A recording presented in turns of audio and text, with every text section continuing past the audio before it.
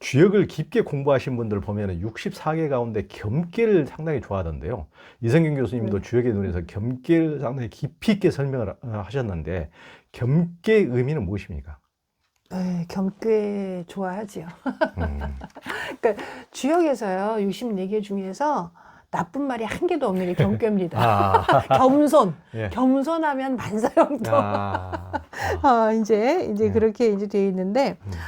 겸이라는 건 가득 채우지 않는다라고도 얘기할 수 있고요. 그 겸괴의 설명이 보면은 아주 길게 설명을 하면서 뭐라 그러냐면은, 그러니까 하늘도 가득 찬 걸 싫어해. 그러니까 그래서 보름달이 가득 차면 이지러뜨려. 예. 금음달은 보태줘. 이런 식이에요. 귀신도 가득 찬 건 싫어해. 이런 식이에요. 하늘과 땅과 사람이 다 가득 찬 건 싫어해서 가득 찬 데서 덜어내가지고 부족한 데다 보태준다. 그렇죠. 이런 식의 이제 그 설명들을 길게 겸괴해서 이제 하고 있어요. 그 겸괴는 괴를 보면은 위에가 땅이고요. 밑에가 산이에요. 그러니까 땅 아래쪽에 산이 있는 거예요. 원래 산은 높은데 땅 아래로 들어가 있는 거죠. 근데 이걸 잘 생각해 볼 필요가 있는데 옛날 사람들도 이제 그거에 대해서 생각이 많았던 것 같아요. 근데 이걸 지중유산을 어떻게 땅 속에 산이 있다. 지중유산 이제 이렇게 얘기를 하는데 이게 조금 어려울 수도 있어요. 근데 그 정의 그러니까 주자의 사숙 선생인 정의는 그거를 어떻게 풀어냈냐 하면은 산이 밑으로 내려왔다라고 한 게 아니라 땅 속에 산이 있다고 했지 산이 밑으로 내려왔다라고는 안 했다는 거예요.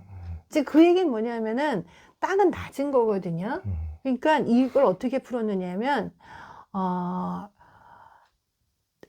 땅은 나의 평소의 처신은 항상 자기 자신은 낮게 있는데 예? 높다 낮다는 의식도 없이 낮게 있는데 내 안에는 산과 같이 우뚝한 것을 내 안에는 단단하게 지키고 있다 이렇게 풀었어요.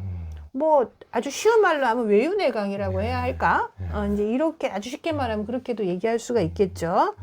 그러니까 주역에 보면은, 그러니까 건괴, 곤괴에 보면은요, 그러니까 양과 음을 쓰는 방법에 대해서 조언을 해주고 있는데 어떻게 쓰냐면은 강한 것은 부드럽게 쓰고, 이제 부드러운 것 안에는 단단한 것을 지켜야 한다.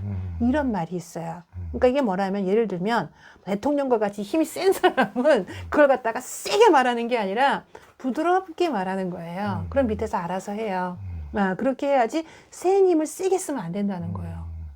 그런데 고는 부드러운 거거든요. 그럼 부드러운 것 안에는 그렇다고 부드럽다고 해서 그 안에 속도 없느냐? 그건 아니라는 거예요. 속에도 단단한 것을 지키고 있어야 된다라는 것이 곤괴에 이미 나타나 있어요.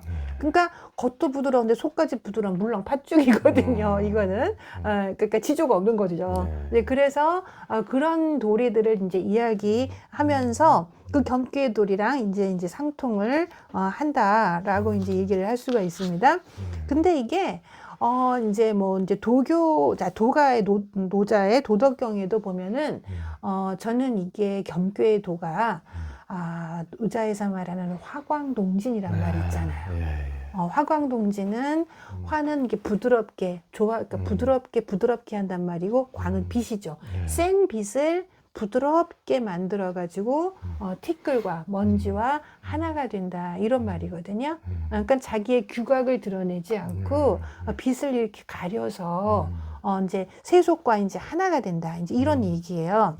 근데 이거는 뭐 읽는 사람에 따라서 해석은 달라질 수가 있는데 우리의 율곡 이희 선생께서는 이 화광동진이란 말을 뭐라고 이제 풀었냐면은 덕과 아름다움을 내면에 잘 품어서 스스로를 막 이렇게 빛내거나 남들과 다르게 특이한 걸 내세우지 않는 거 이제 이런 것들이 이제 화광동진이다 의미다.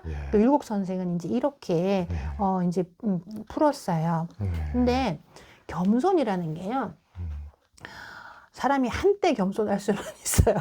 근데 평생 겸손하기는 참 쉽지 않거든요. 조금 뭐 좀 얻었다 그러면은 자기도 모르게 교만해지기 마련이고, 이제 이렇단 말입니다.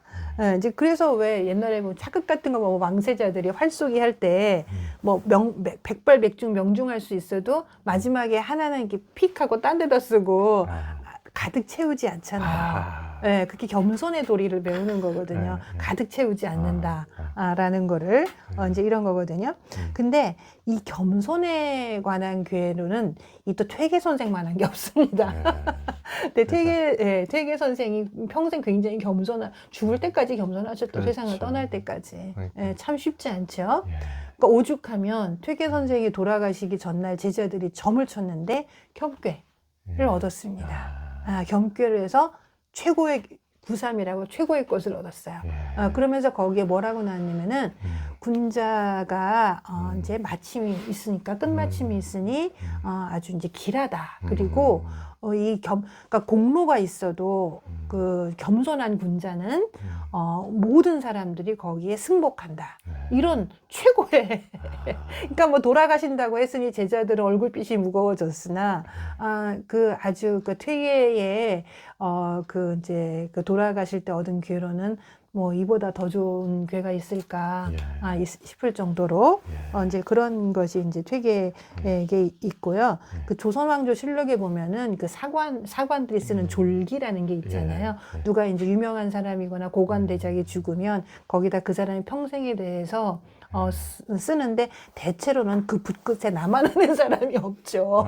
그러니까 누구는 뭐 거기에다가 평소에 그런 과시를 갖다가 막 다 까발려서 쓰더라고요. 그러니까 이런 것도 있는 거예요. 누가 어떤 사람이 하도 인색해가지고 부인을 아주 미워해가지고 이렇게 부인이 밥을 먹는 거 쌀 양식을 아침 저녁을 양을 계산해서 줬다는 거예요. 그러니까 주색에 빠져서 말하자면 그런 것도 사관이 쓴다고요. 졸기에다가. 근데 퇴계 선생에 대해서는 나쁜 말이 하나도 없어요. 좋은 말만 써 있어요. 그야말로. 그래서 그러니까 이제 아주 거기 보면 참된 암과 실천을 위주로 했다. 이렇게 얘기를 하고 겸양해서 자기가 저는 제 이름으로 책을 냈는데 퇴계 선생은 자기 이름으로 책을 내지 않았대요. 교만해질까봐. 이제 이렇다는 겁니다. 참. 그래서 그러니까 이 겸손은 그러니까 퇴계 선생과 공자의 얕은 읽으면 읽을수록 이분들의 얼마나 겸손하신 분이 그렇게 공자도 그렇게 위대하신 분이 끝까지 얼마나 겸손한지 정말 눈물겹잖아요.